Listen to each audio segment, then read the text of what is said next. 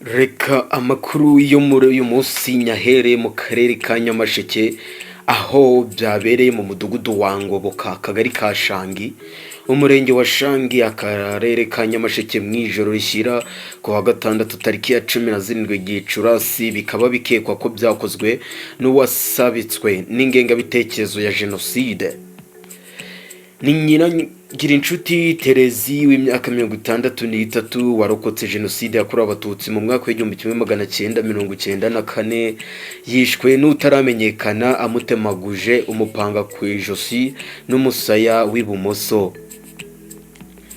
Bahaye ikaze hano kuri Rwanda Mudu TV, mwebwe tujya tubana buri munsi mu makuru agiye atandukanye, gusa n'iyi nkuru yakababaro ku banyarwanda bose, ku gihugu cy'u Rwanda ndetse no ku banyamuryango biwe dushenguwe n'ingengabitekerezo y'uwahishe uwarokotse Genocide yakorewe Abatutsi. Nyirangirinshuti ni umupfakazi wiciwe umugabo muri Genocide yakorewe Abatutsi mu mwaka w'1994 arokokana n'abana be babiri. Uyu munsi umwe muri abo bana ni umusirikare mu ngabo z'u Rwanda mu gihe mushiki we yashatse umugabo. Ndinzumukiza Eric uhagarariye umuryango Ibuka mu murenge wa Shangi yavuze ko amakuru yamenyekanye ubwo umuturanyi w'umukecuru witwa Nsengiyomuremyi Focus yatahaga avuye kureba umupira saa 6 z'ijoro yo ku wa gatandatu ku gasantere ka mbere mu kagari ka Shangi. Ati yanyuze ku rugo rwa nyakwigendera yumva ibintu bisakuza nk'abari gutera umugeri ku rugi rw'inzu, akeka ko ari abajura bari kwiboye umukecuru, amanukirayo kureba. Ahageze yumva umukecuru ahirita nk'uri kuruka. Yagerageje kumuhamagara umukecuru ntiyitaba, ahamagara umuturanyi w'uyu mukecuru witwa Emmanuel na mwisengeneza wa nyakwigendera witwa Damascene n'undi muturanyi wa nyakwigendera witwa Esperance. Uko yagendaga bahuruza agira ngo umukecuru yarembye kuko yari asanzwe afite uburwayi, umwicanyi yari akiri mu nzu batabizi.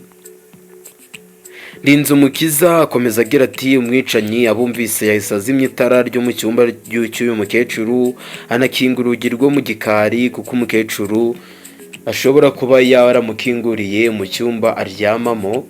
Umwicanyi ari munsi y'igitanda ntiyabimenya kuko ntaho bigaragara ko yakinguye yinjira. Muri uko guhuruza haje undi mugabo witwa Ntwarabugabuja nawe ahuruye. Nsengumuremyi Focus yababwira uburyo yabyumvise akomangira umukecuru ntamwitabe cyangwa ngo amukingurire. Ntwarabugabo yashatse guca urugi ngo binjire barebe, abari bahuruye baramubuza ngo ntiyaruca nta muyobozi uhari. Bajya kureba mutwarasibo witwa Mukankundiye Alphonsine ngo abemerere kuruca urwo rugi barebe iki uyu mubyeyi yabaye. Bagiye kureba mutwarasibo no kubyutsa abandi baturage basize abandi baturanyi ku rembo. Mu kanya gato abari ku rembo bumva urugi mu gikari rurakinguwe, bajya kureba mu bwiherero ko ari we ukinguye kandi bajya mu nzu. Abagiye mu nzu barebye basanga agaramye imbere y'igitanda cye yapfuye azize imipanga 4 yakubiswe mu musaya w'ibumoso, yanatemwe ijosi. Ndinzumukiza Eric ati basanze uwo mupanga iruhande rwe, amatora yo mu cyumba cy'abashyitsi n'imwe mu myenda ya nyakwigendera yabaga muri icyo cyumba cy'abashyitsi. Uwo mwicanyi yayijyanye, bikekwa ko yayijishaga ngo bagire ngo ni umujura, akaba agishakishwa. Avuga ko abantu 6 bafashwe mu rwego rw'iperereza barimo Nsengumuremyi Focus wahageze mbere n'abo 3 yatabaje, hakiyongeraho uwitwa Nsabimana wigeze kumwiba inka akabanza kuyihakana bakayisanga mu cyumba aryamamo, n'uwitwa Teofile bagiranaga ikibazo kurengererana. Murabizi abantu mufite amasambu. Avuga ko inka nkayibuka bakeka ko uwamwishe ari umugizi wa nabi wakomwe n'ingengabitekerezo ya jenoside no kwibasira abarokotse jenoside yakorewe abatutsi mu 1994. Ati ni ingengabitekerezo ya jenoside no kwibasira abayirokotse bigaragara muri uyu murenge kuko bibaye muri iyi minsi 100 yo kwibuka hari abandi babiri bagaragaje amagambo akomeretsa abarokotse. Ikibazo cyabo kiri mu nkiko n'abandi babiri ribu itaboneye ibimenyetso ikabarekura. Avuga ko hari impungenge z'umutekano w'abarokotse jenoside muri uyu murenge ariko ko bizeye inzego z'umutekano ndetse ko nukekwaho ubu bwicanyi adatinda gufatwa akabiryozwa. Abaturanyi b'uyu mukecuru bashenguwe n'uburyo yishwe nabi kandi yari umunyamahoro wabanaga na buri umwe wese neza. Mukankusi Atanazi, umuyobozi wungirije w'akarere ka Nyamasheke ushinzwe imibereho myiza y'abaturage, yavuze ko iperereza rikomeje ngo hamenyekane uwakoze ubwo bugizi bwa nabi ajyanwe mu nkiko no mu buyobozi afatirwe ibihano bikakaye cyane. Mu magambo ye yagize ati nibyo yishwe, amakuru nyayo y'uwamwishe turayahabwa n'iperereza. Turasaba abaturage gukomera ntibakuke imitima kuko nubwo yishwe umutekano w'abarokotse jenoside yakorewe abatutsi urarinzwe, uwabikoze akomeje gushakishwa.